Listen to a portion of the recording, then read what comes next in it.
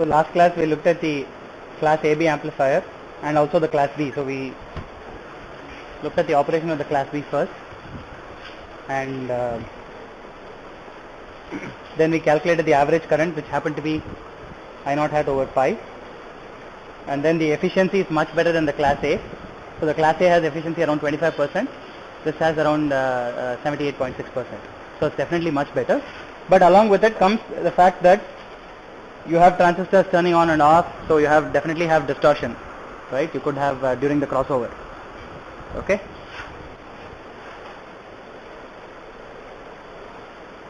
And what happened is, we also found a way. So of course, so now you have to specify the distortion even at low powers and at high powers.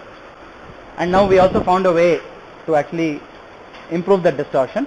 We added two diodes Q3 and Q4 so that there is no dead band, right? So earlier the problem was when we shorted the two bases together, the sum of the two VBEs always is 0, right? In this case, the minute you add Q3 and Q4 and bias it with an external current, you make sure that at any time one of them is on, right? And so the characteristic changes this way. And so this also happens to be the output stage of the 741, right? Okay, and then we went ahead and looked at the CMOS class AB. So what we'll do is in today's class we'll just look at the class B alone.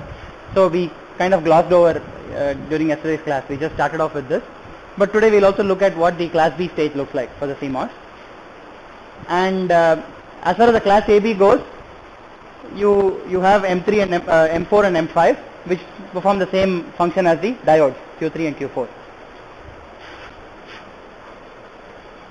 And it's fairly well behaved. You can find expressions for the output current in terms of the bias current of M3, M4 and M4, M5, as well as the sizes of the transistors. And this error amplifier I guess this ties in more with what we are going to do today. But we just looked at this where you actually have a common source amplifier, and the main function is you want to reduce R out and get a good V in equals V out curve in this particular case, right? So the negative feedback will ensure that the system is very linear as well as has very low output impedance.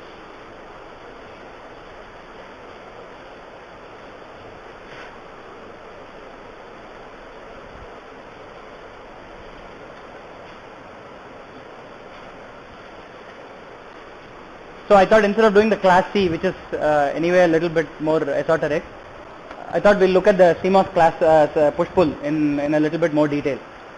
Okay.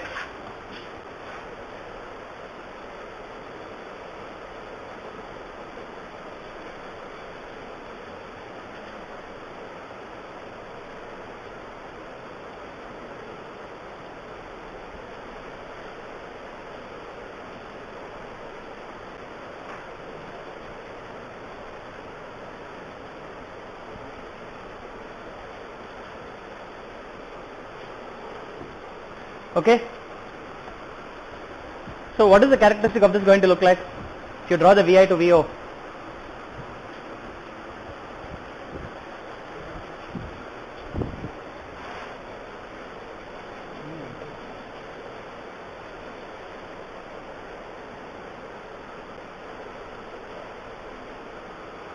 If I draw this, what is this going to look like?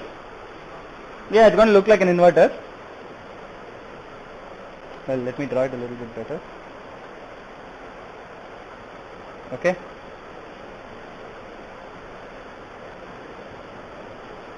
In this case, of course, it has positive and negative supplies. That's what we have been assuming so far. So it has minus VDD and minus VSS.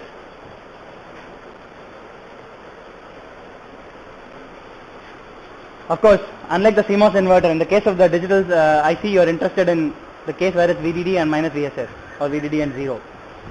In our case, we are interested in this region, in the central region. Okay, and depending on how you bias it, you can bias it in class B or class AB mode actually. Okay. So typically in the high gain region, let us say we'll call it class AB operation. Okay, because both are on at the same time in the center. If you remember, towards the edges, one of the transistors is on, other is off. During the center point is when both transistors are on and in saturation. That is what we define as class AB in this kind of push-pull configuration.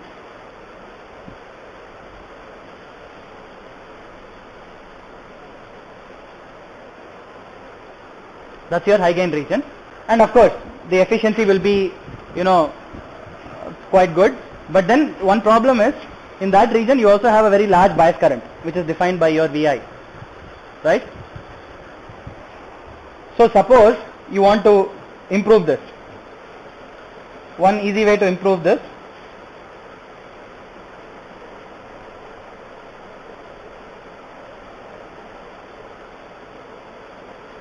is to do something like this.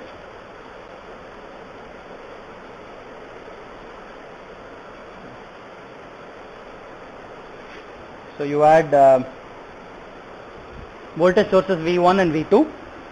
Now you can adjust V1 and V2 depending on what kind of operation you want. Okay, so because at the end of the day, whether it's class A or class B or class AB is defined by the bias points of the respective transistors, right? So you can adjust V1 and V2 such that depending on what kind of operation you want, okay, you can adjust the efficiency. Again, it goes hand in hand with the efficiency.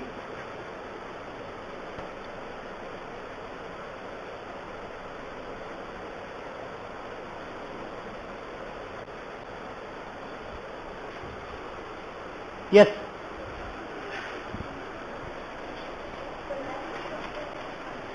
Polarity of V1. Yes.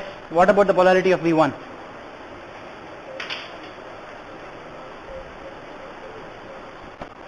Okay. So you want the polarity of V1 to be changed. Why is that? Actually, as of now, I have not. Okay. It should be greater than 0. But then what about this guy? What about M2? I never said Vi is at Vt or anything. Vi could be larger than Vt, and then I could, suppose I want class B, Vi could be much larger than Vt. Right? Well, minus Vss plus Vt. Right? And I am just going to bring it, let's say Vi is at 0. You can't directly connect it because you will have a very large bias current. Right? First of all, if you have a very large bias current, quite possibly your efficiency could be low. Okay, even it's class AB, so it's always on, but the bias current is very large. Okay, so the efficiency is probably going to be low if your V1 and V2 are 0. The minute you add V1 and V2, you can adjust them. Let us say, suppose you adjust these two such that these 2 points are just at the VTs of the transistors. The VGSs are just at the VTs. It will be pure class B operation. Correct? Yes, no, maybe. Yes, is that right?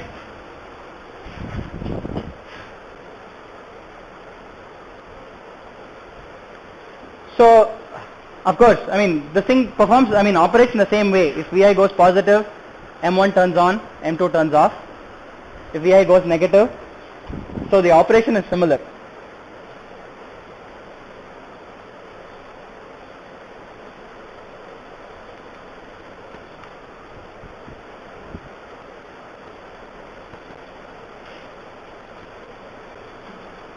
Okay. Now the question is, how do you implement something like this? What you want are, of course you can't add DC sources like this in any circuit. So how do you implement something like this? You have to do it with transistors and probably with gate source voltages. Okay, so we'll look at a couple of practical implementations.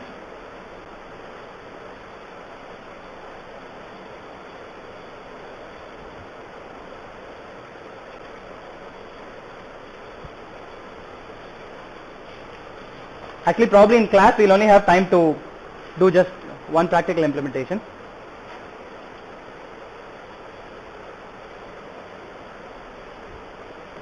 But actually, before we go there, let's do something else. Suppose you had to draw the transfer characteristic for this with V1 and V2 in different modes, let's say class B and class AB. What do you think it will look like? Suppose V1 and V2 are such that it's in pure class B operation. So it will look something like this.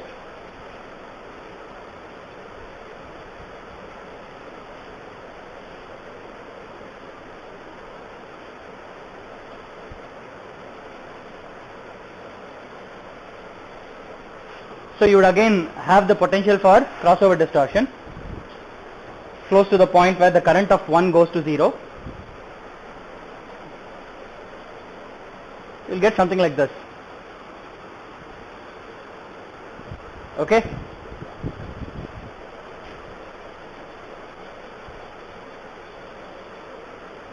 We just had to do it for pure class B operation. Similarly, if you had to draw the currents,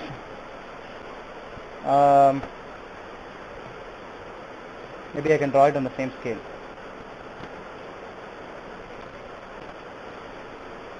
If you had to draw the currents, so this is the zero scale for both the voltage and the current.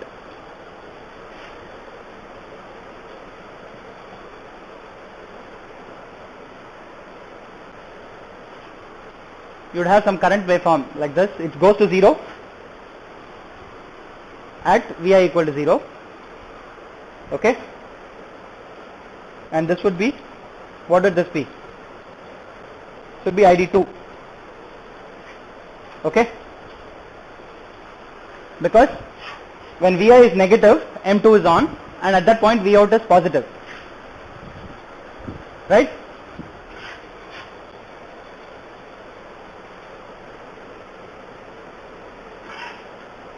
And you'll get something like this for the other current, for ID1. Okay, this will be for class B operation. Similarly, if you tweak it such that it goes to class AB, then what will happen is,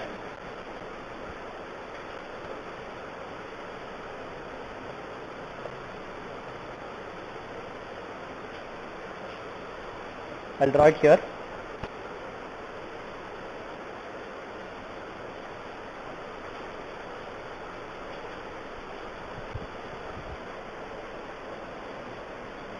Something like that. You will get a slope. Okay. And the other difference is that, of course, they are not just like this. ID1 and ID2 look like that. In this case,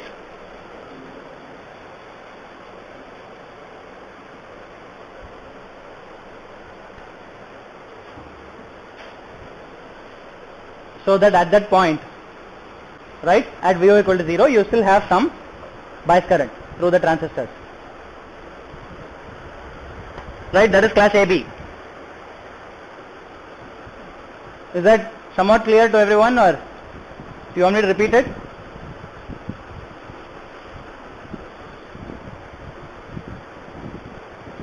Not sure. Okay.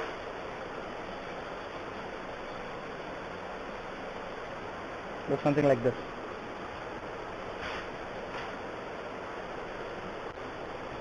Is that clear to everyone?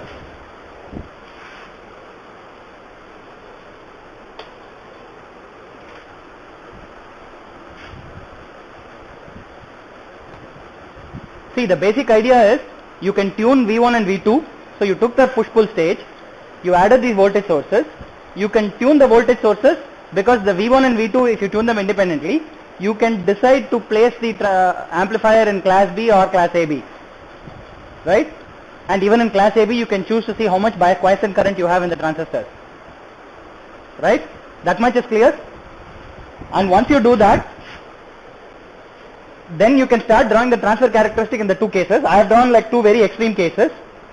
In one case, it's in class B where you expect some amount of distortion during the zero crossing when the transistor turns on and off, just like you had in the bipolar case, right? You can expect to have some amount of distortion, and I've just exaggerated that. And At that point when V out equal to 0, the definition of class B is that there is no bias current. Right? Everybody remembers that? Okay? So the bias current would go to 0. And in these two cases, in one case, when V out is when V out is positive, that is V in is negative, you would have ID1. And V out is negative and V in is positive, you would have ID2. That's M1 turns on or M2 turns on, depending on that. Okay? Now if you choose V1 and V2 such that it is in class AB,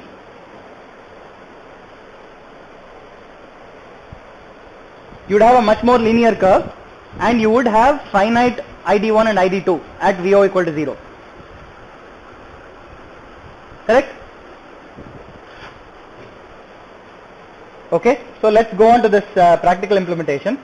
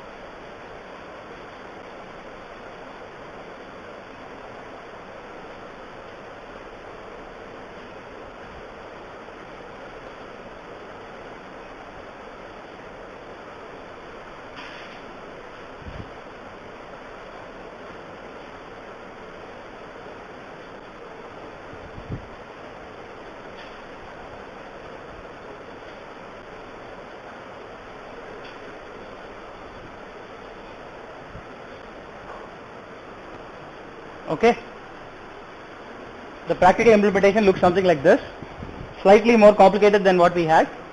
What you are doing is you are having what looks like the input driver stage, which consists of a source follower, followed by the actual common source, which is the output stage. Okay, and you have some relationship between Vi and Vg3 and Vg4 to decide when M1 or M2 turns on. Okay, and what will happen is, if M1 turns on more, you expect M8 to turn on more, because the current through M1 flows through M7, which gets mirrored into M8. Right? Similarly, when M2 turns on more, you expect M6 to turn on more. Is that right?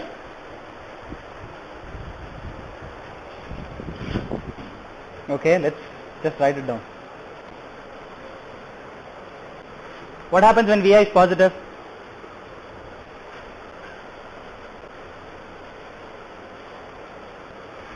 You expect this to happen?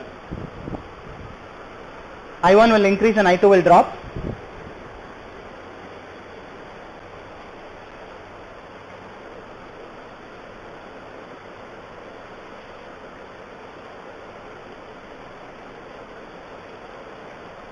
So if you have pure class B, M2 will be off.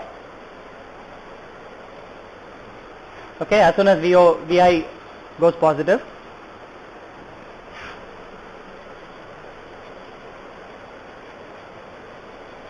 So as I1 increases, I8 would increase, because it's just the same mirrored. Yes. Why do you need M3 and M4?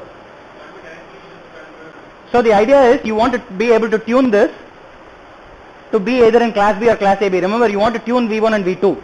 So Vg3 and Vg4 help you to tune what mode and how linear and how efficient the amplifier is. Right? Yeah, if you didn't have that, you could do that. Okay? Is that clear?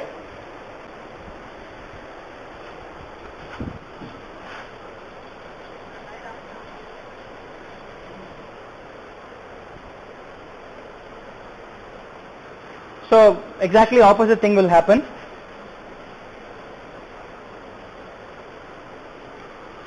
So this will be the sourcing current when I6 is on during the positive half cycle. Is that clear? Okay. So of course the I have another implementation. We'll just skip that for this thing. You can take a look at it. Okay, there is one more implementation in the notes. You can take a look at it. It's just of general listing value. Okay, nothing special. So, but fundamentally, what is the R out? It is still the same as before. Okay, it is just RO6 parallel RO8. And one of the things you want to do is when you are driving very small RLs, very small loads, you want to have a very low output impedance. Right?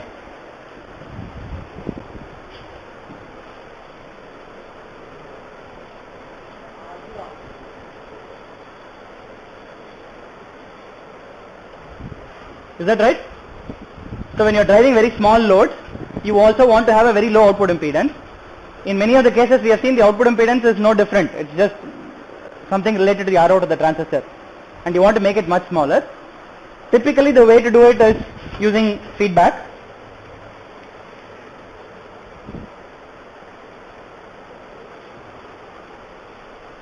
Okay. We saw one method was yesterday using the error amplifiers. That is one method.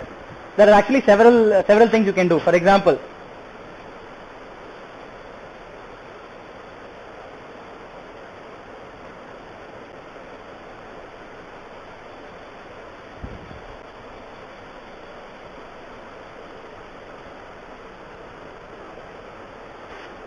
instead of using the error amplifier, you could use just the resistive feedback.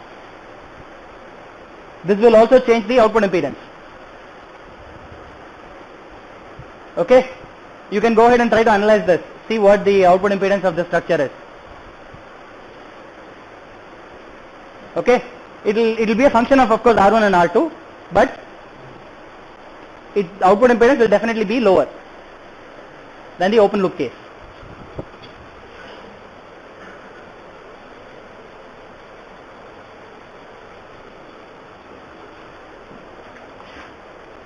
You can take that as a general assignment. You can go home and try it out to try out what the output impedance of this looks like.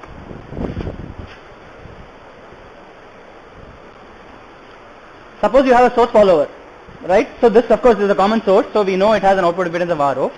Suppose you go to a source follower, what is the output impedance? It's already low, something related to the GMs or the 1 over GM of the transistor. Suppose you want to make it even lower. You can use some kind of feedback there also.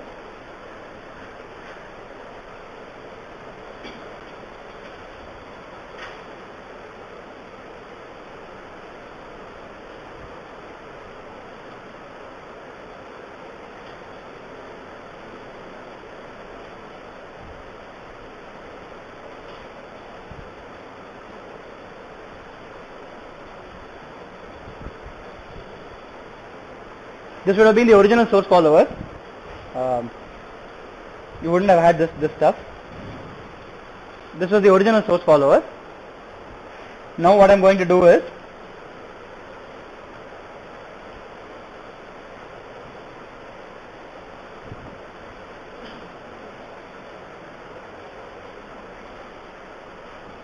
I'm going to add something like this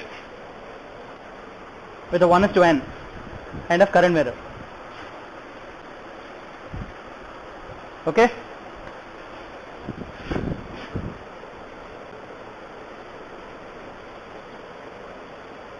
You'll find that the output impedance goes as 1 over GM1 times n. That's actually fairly clear, right? You apply a test. If this voltage changes directly, this current will change. This current will change by n times. So it's not surprising, right, that you expect the output resistance to fall so much. Correct? Everybody sees this? Okay. What else? Other loose ends, as far as the let's take a step back and go back to the bipolar case. We looked at the emitter follower, and you can do the same thing, right? We looked at the push-pull class B. Now, one of the things we have seen before is that the PNP is not as good as the NPN. Typically, the NPN is a vertical device, the PNP is lateral device. What do you do if you want to supply large current? Normally, PNPs, because they are weak devices, they don't have a lot of current carrying capability. So what do? So immediately you try to replace the PNP transistor with an NPN. Okay, but now you have a problem, because in terms of polarity you expect it to work either the push-pull or the emitter follower. Obviously there is a polarity change when you move from PNP to NPN. So there are ways to improve that also. So we'll just take a look at a couple of cases.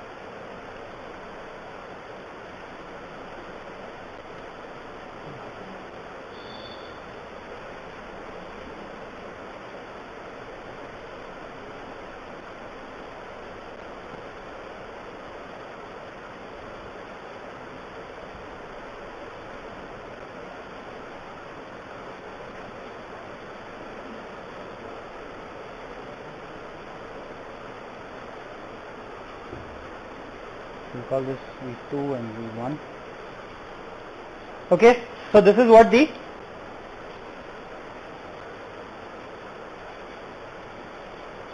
all NPN stage looks like. So it looks like you have, during one, of course, you definitely have a common emitter amplifier here. On the upper side, it's not so obvious what you have. Okay, so let's take a look at what happens at different voltage levels, and then we'll be able to draw the transfer characteristic.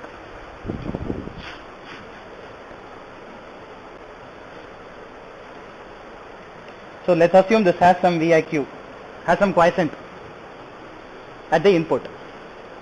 Okay.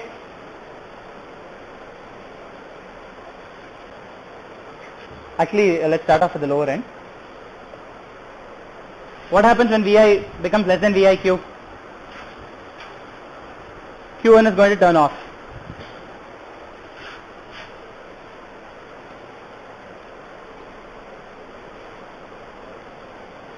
So let's call this IC1, IC2.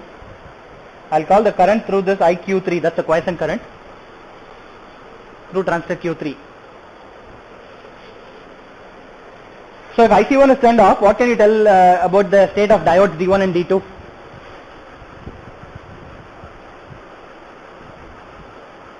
If IC1 is 0, so Q1 is off, what do you know about D1 and D2?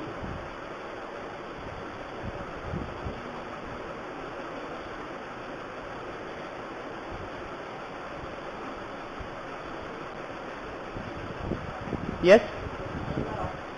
Both are off, right? Because there is no place for the current to flow. So both have to be off. Then what happens? All of Q3 will flow into Q2, to the base of Q2. Okay? If that happens, Q2 is going to try to source a lot of current to RL. So it's going to try to pull up RL. Okay? How high can it pull up?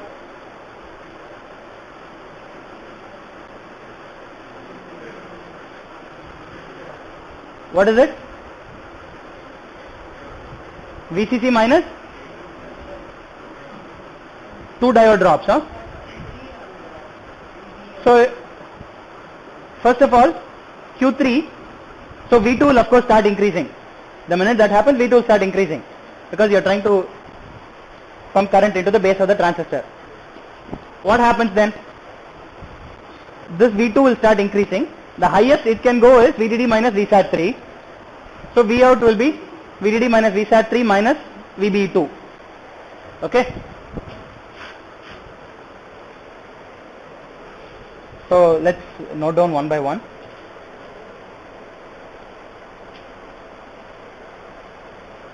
D1 and D2 are off.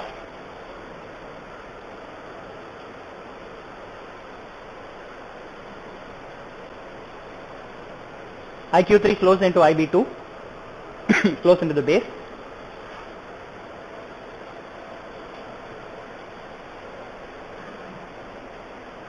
So VO will go to VO max. VO max, maybe we'll call it VO max plus. Now depending on the value of IQ3 and the value of, so of course, so VOM you would like it to be VDD minus VSAT3 minus VBE2, but there are conditions for that, because there is also a relation between that and the output voltage.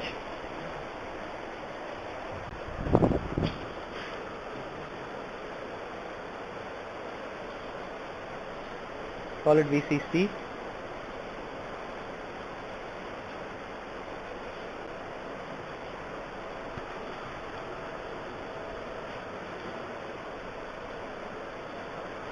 Okay, so this is your condition for VO max, and now there is a condition between, relationship between, because what is the current that flows through RL? It is nothing but the emitter current of Q2, which is beta of this transistor times the base current. So you have, for that to happen, you have a minimum condition, minimum value of IQ3. If IQ3 is too small, the emitter current may be too small to pull this up all the way. Is that right?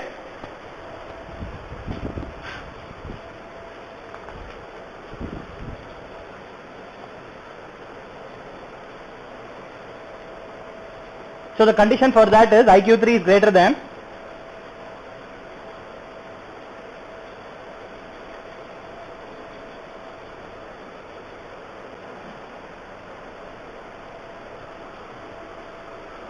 okay.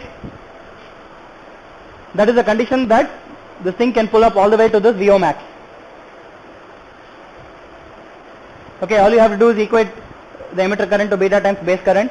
That current times RL is VOM. That is all. Okay, so now what happens if VI becomes larger than, okay, so that is, as long as VI is negative, the output will just tend to get pulled to VOM if you satisfy this IQ3 condition. What happens when VI goes positive? So first of all, Q1's current is no longer 0, it's larger than 0. If VI becomes larger than VIQ, then what happens? Which path will the current take? So there are two diodes here. Which one will turn on first? D2 or D1?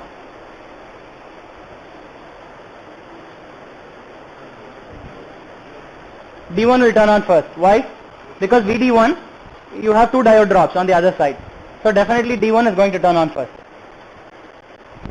Okay?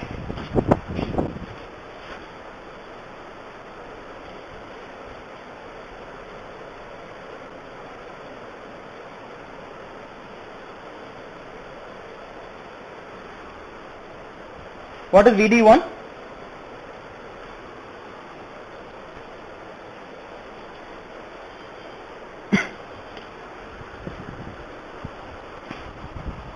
It is just going to be the base emitter voltage depending on IQ3. Okay? What is going to happen to V2 then? V2 is going to follow. Right? What will happen is, you have an IQ3 that flows through D1 and this guy. So VO, what will happen to VO? VO will drop. This Q2 is still on, but it's dropping as current starts to flow. So till Q2 is on, till this point is one diode drop larger than this, Q2 will still be on and will still be sourcing current, till eventually Q2 will turn off.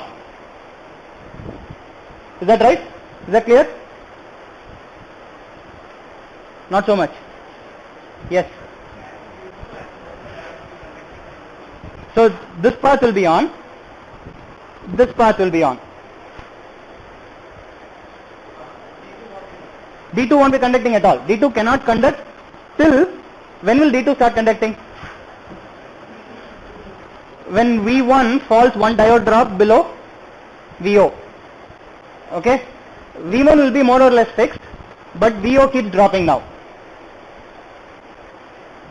As current starts flowing through this, V2 will start to drop. Until Q2 is on, VO will follow V2. It's just an emitter follower. So VO is falling. Okay? Eventually, D2 will turn on and Q2 will turn off, and you will start having current flowing through this path. Yes? It will happen, okay, not necessarily. Not necessarily. So when we draw the transfer characteristic, it will become a little bit more clear. It need not happen simultaneously. When will V2 turn? When will Q2 turn off? Remember, you're right. But as soon as Q2 turns off, the KVL on this is no longer valid.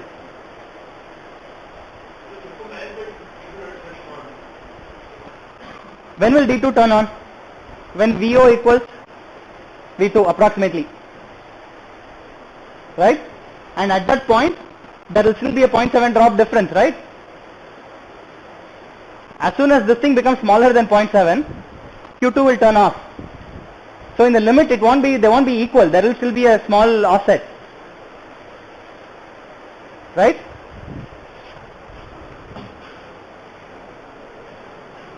Beyond that, all the current is sourced. So till now what is happening is, during the first part, this one is the output transistor during the positive cycle. Next what happens, this thing acts like a driver. What this thing is doing is it's amplifying it somewhat, but this is still sourcing the current. So Q2 turns off, and then the current starts flowing through Q1, and now Q1 is the one acting like a driver, sourcing all the very large output current. Is that somewhat clear? Do you want me to repeat that? Yes. V1 will be, why? There will be a 0.7. V0 will be following V2. Correct.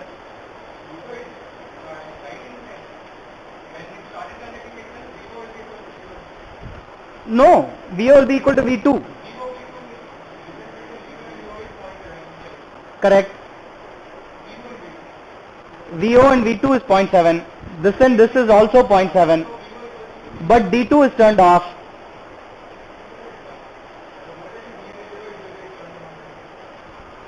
Okay.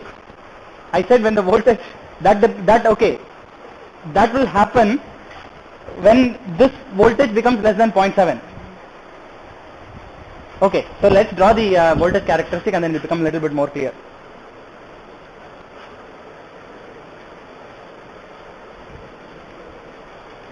Suppose you had to draw, in this case we'll draw VO versus IC1. It's a little bit easier to see.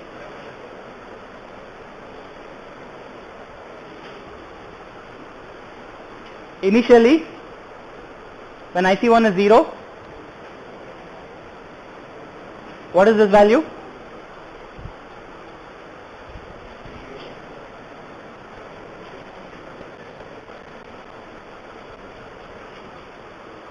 Correct?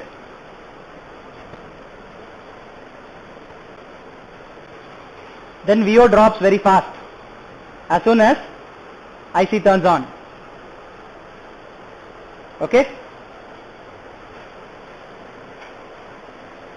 You will have a small dead band when D2 is, you are still waiting for D2 to turn on.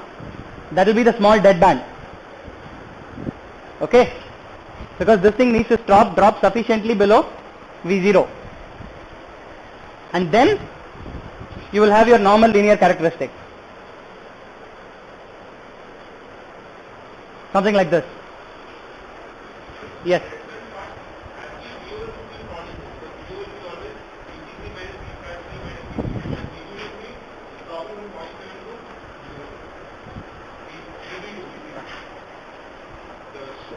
So the minute Q2 turns off, right, V out is no longer asserted by anything else. Because D2 is off, Q2 is off. But as IC1 increases, V1 is still also dropping. Both V2 and V1 are dropping. Until V1 drops one diode below whatever the value of VO is, VO will not change.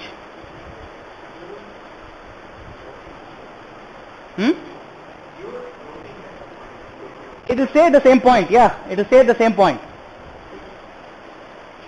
Okay, and that is why you have this dead band. So we are drawing, that is here.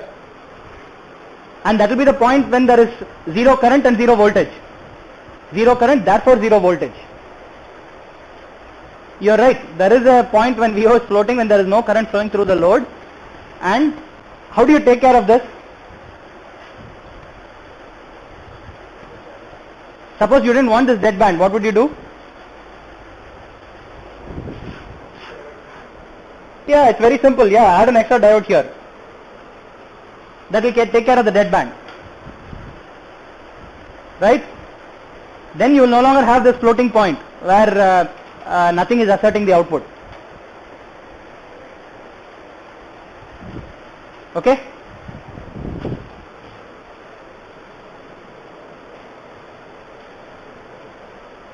What is the problem with this transfer characteristic? First of all, this is VO versus IC1. What will VO versus VI look like?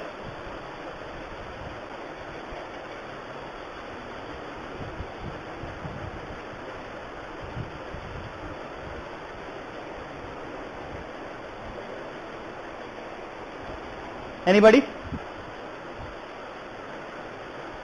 VO versus IC1 looks like this.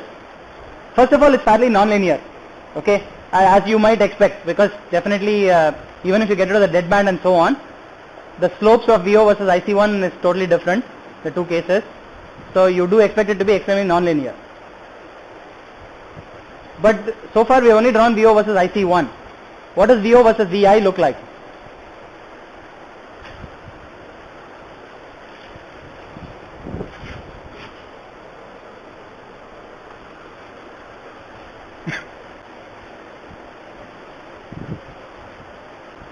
Well, VI to IC1 is exponential, so therefore you can imagine what the VO versus VI curve is going to look like. It is going to be highly nonlinear, even worse than what we have here. Okay, so in cases like this, when you are using very nonlinear amplifiers like this, you cannot use it directly, you have to apply some kind of feedback to linearize it. Okay?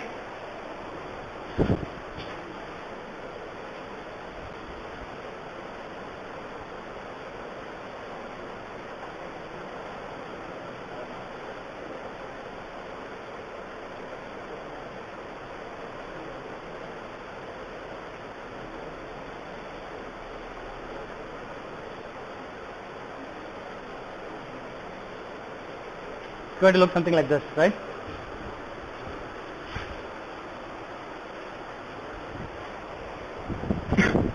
Okay, so that is one way to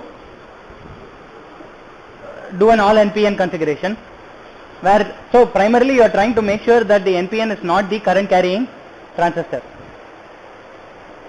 Okay, what else can you do?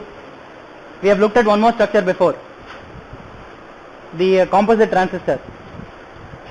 Does anybody remember this? I think a long time ago in one of the tutorial classes we did this, a composite transistor.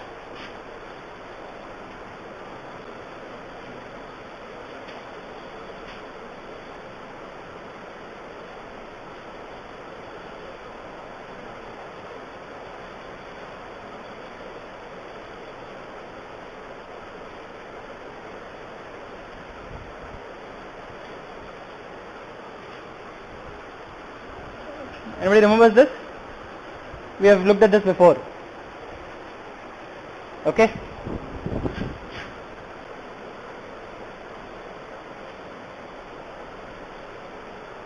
This will look like a composite PNP. Similarly, if you have a BiCMOS process, you can add a MOSFET instead of the first PNP. You can create composite PMOSs. But the main idea is, you make sure the PNP doesn't carry a lot of the current. You try to get all the current to be sourced from the NPN. Okay.